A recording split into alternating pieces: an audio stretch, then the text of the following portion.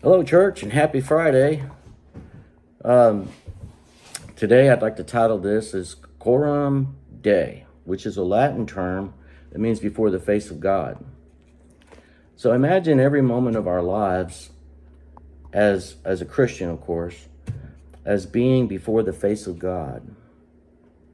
So when I imagine that, two things come to my mind, and I know there's probably more, but two of these in a short period of time we have is how is my steadfastness, how am I steadfast in my love for God?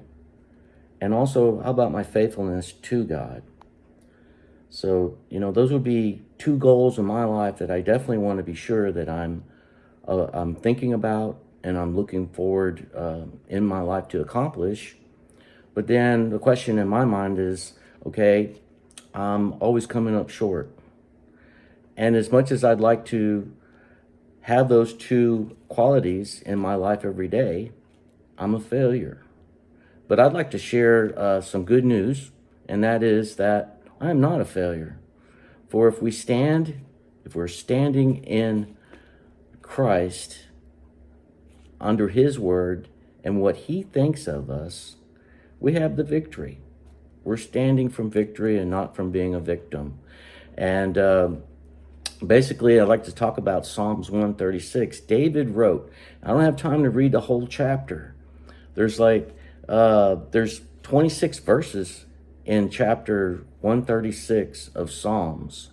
Did you know that verse 1 starts out by saying, Give thanks to the Lord, for He is good. His love endures forever. As I read that chapter, I found out that in that whole chapter, David's speaking of God's enduring love for us 25 times. 25 times he mentions God's love enduring toward us forever.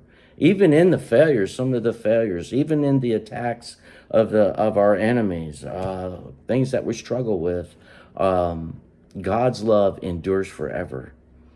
His mighty arm is outstretched, and to Him who divided the Red Sea. You ever have a Red Sea moment in your life when your back's up against the wall and it just doesn't seem to be a way to get through this challenge that you have? It seems like all odds are against you. But know this, that God's love endures forever. God is sovereign, and God will work His plan for your life, if you let Him, for His good purposes. So those are two goals that I would have, and know this, that even in my failure, I fail to do that every day. But my goal is not to. But I have some good news again.